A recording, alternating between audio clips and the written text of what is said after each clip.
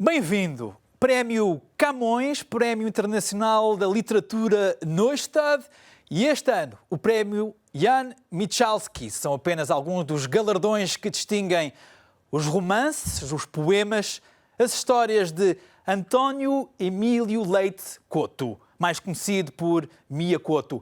O escritor moçambicano tem um estilo muito próprio, seja na imaginação ou na construção das narrativas, com recurso ao que se pode chamar a plástica das palavras, o neologismo e as inovações sintáticas. As suas obras estão traduzidas em mais de 30 países.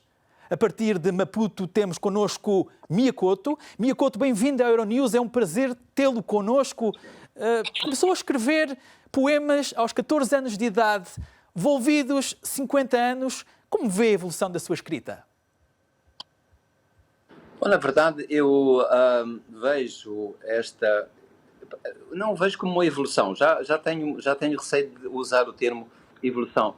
Mas houve aqui um percurso, sim, que me faz ter sentimentos contraditórios. Por um lado, quando revejo o que eu fiz quando eu era mais novo, tenho uma certa saudade de uma espontaneidade, de uma relação mais aberta, mais explosiva com a imaginação. Isto é, a ideia de que houvesse alguém que me estivesse a ler não estava tão presente. Isso tem o seu lado bom, mas tem o seu lado mau, porque de alguma maneira nos faz estar um bocadinho mais vigilantes em relação àquilo que nós vamos fazendo. E já agora, escreve para quem? A resposta é muito antipática.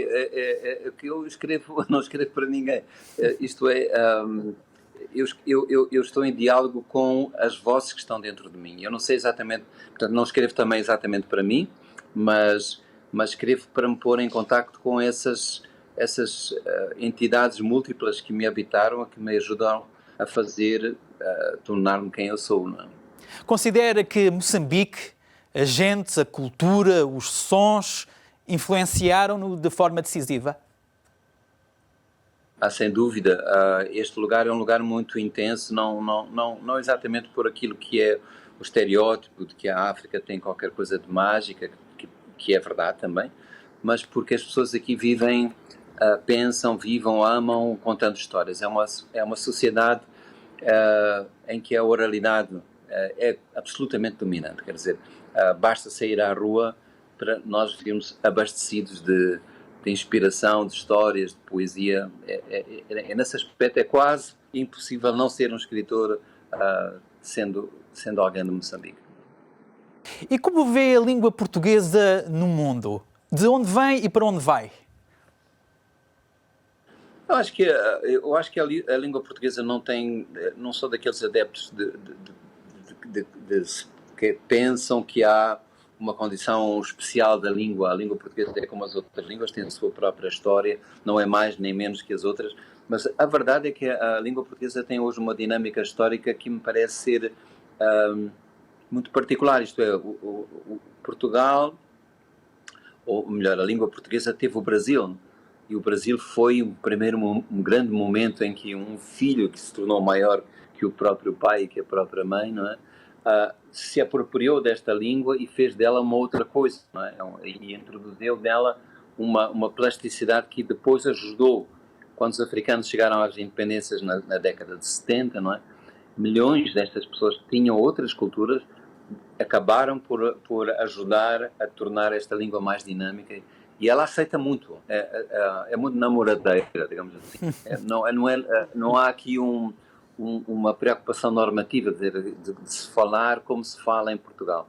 Queremos falar bem, sim, claro, respeitando aquilo que é a norma geral, mas o português é muito tolerante, não é? A língua portuguesa aceita muito. E por acaso vê-se na escrita, nas obras do Mia, concorda com o acordo ortográfico? Não, ele praticamente é um ser inexistente para mim. Eu sou muito preguiçoso para ter uma discórdia com o acordo, mas o que me indispôs no momento, mas eu não fiz parte daquele grupo militante que se opôs à celebração do acordo, o que me pareceu que não eram verdadeiros os argumentos, os fundamentos para a necessidade de haver um acordo. Acho que perdemos uma oportunidade de discutir outras coisas que são mais importantes, que são, por exemplo, porque é que não estamos tão próximos? Porque é que não trocamos tanto as nossas criações literárias? Porque é que os livros que circulam em Portugal não chegam aqui e os daqui não chegam a Cabo Verde? Enfim, havia todo um conjunto de outras coisas que nos tornariam realmente mais próximos, que não foram debatidos. É preciso dizer que Moçambique formalmente ainda não assinou o acordo, portanto, eu continuo a escrever com uma grande publicidade, mas isso é para provar que não estou amarrado a nada. Escrevo no português de Moçambique, que é o pré-acordo, não é? O do pré-acordo, mas também, se puder, escrevo com a grafia mais nova de Portugal e do Brasil. A trilogia O Imperador de Areia é a sua última grande obra. Do que é que trata? A trilogia é uma história de amor entre uma menina africana de uma etnia chamada Shop, não é? que foi subjugada por uma espécie de uma colonização africana, quer dizer, há um império africano de um velano chamado Ngungunyane, que invade o sul de Moçambique lá no finais do século XIX. Este é só o cenário histórico. E depois há aqui uma história de amor entre um soldado português que era suposto defender a administração colonial, mas ele era um republicano e, portanto, a ideia é mostrar que essa versão única da história, essa versão oficial que se tornou dominante em Moçambique e em Portugal, são duas versões diferentes, esconderam a possibilidade de histórias, e essas histórias sim são histórias de encontros e desencontros que fizeram esta relação histórica entre Moçambique e Portugal. Agora, de pés bem assentes na terra, saindo da imaginação e à realidade de Moçambique, como vê a situação em Cabo Delgado? É muito preocupante. Eu acho que nós estamos a viver uma situação em que temos várias preocupações. Uma delas seria esta pandemia da Covid, mas a nossa preocupação em relação à pandemia é muito menor do que aquilo que está a acontecer das notícias que são alarmantes do que acontece em Cabo Delgado. A grande questão em Cabo Delgado é que nós próprios não entendemos todos os contornos daquele fenómeno. Isto é um tipo de situação que pede várias explicações. E algumas, claro, que nós entendemos, outras escapam ao nosso entendimento. De que forma, no seu entender, a União Europeia pode ajudar? E a CPLP? Eu acho que já estão em curso conversações, obviamente, já há visitas, eu penso que isso já está a ser desenhado.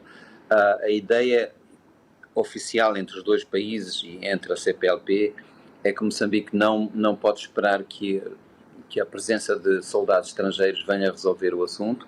Isso tem que ser, essa parte digamos, da linha da frente, de quem é que dá a cara no combate, tem que ser moçambicana.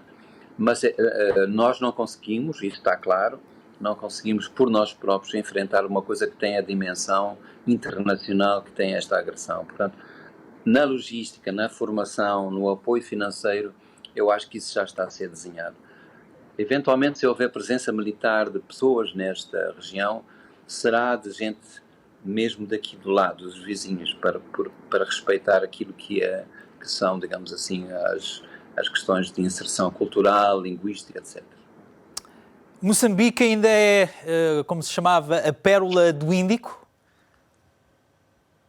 Eu acho que sim, é maltratada, agora é preciso puxar lustro esta pérola, porque ela passou, nestes 40 e poucos anos de independência, ela passou metade ou mais de metade da sua história em guerras. Teve uma guerra civil que demorou 16 anos, essa guerra civil foi terminando, à boa maneira nossa, quer dizer, nunca termina completamente, ainda temos essa guerra no centro do país, resquícios desse conflito, e temos este outro que é realmente muito, muito preocupante. Um país assim, nascido de uma situação já difícil, quer dizer, Moçambique não era uma nação rica, era uma das 10 mais pobres do mundo à altura da independência, não pode realmente exibir-se como uma pérola com todo o brilho que pode ter. Não é?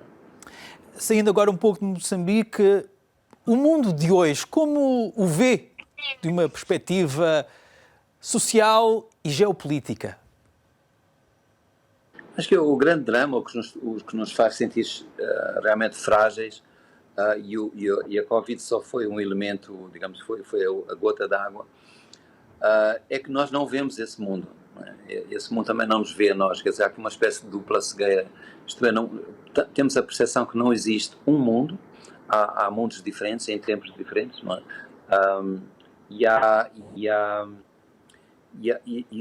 Digamos assim, aquela ideia, aquele pressuposto que nos colocava no centro, que nos colocava nós enquanto humanidade, já falo enquanto humanidade, que nos colocava no topo, no centro, no comando das coisas, foi realmente gravemente posto em causa nos últimos anos, e principalmente agora depois da pandemia.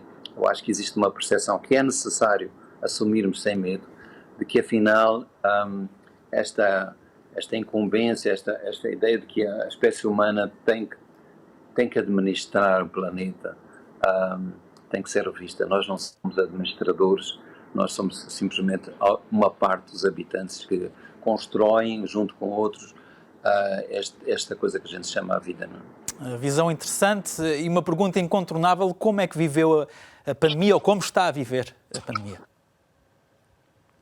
É por isso, Michel, que eu disse que os moçambicanos têm muito mais receio, estão a viver de uma maneira muito mais dramática o que se passa em Cabo Delgado do que a pandemia, porque nós temos até agora, desde o início da pandemia, que é em março, fins de fevereiro, temos 150 mortos, quer dizer, e os internamentos são quase, nós preparamos para uma situação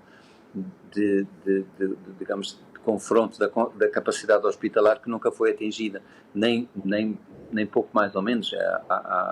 Nas províncias de Moçambique há 0 internamentos, há em Maputo uma situação um bocadinho mais difícil, mas portanto é uma situação, digamos, passo o termo benigna, quer dizer, não tem nada a ver com o que se passa na Europa, com o que se passa no Brasil ou nos Estados Unidos da América. Portanto, não ficou também confinado em casa, ou foi, digamos, as restrições foram menos apertadas?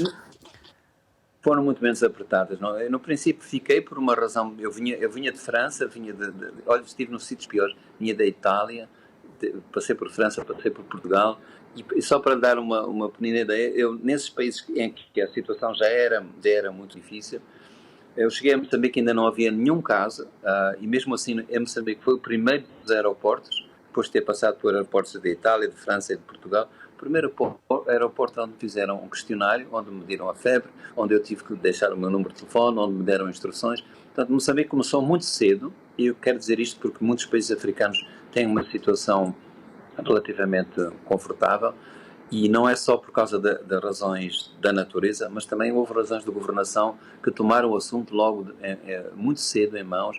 Eu faço parte da Comissão Científica de Apoio ao Governo. Essa comissão foi criada antes mesmo de haver qualquer caso.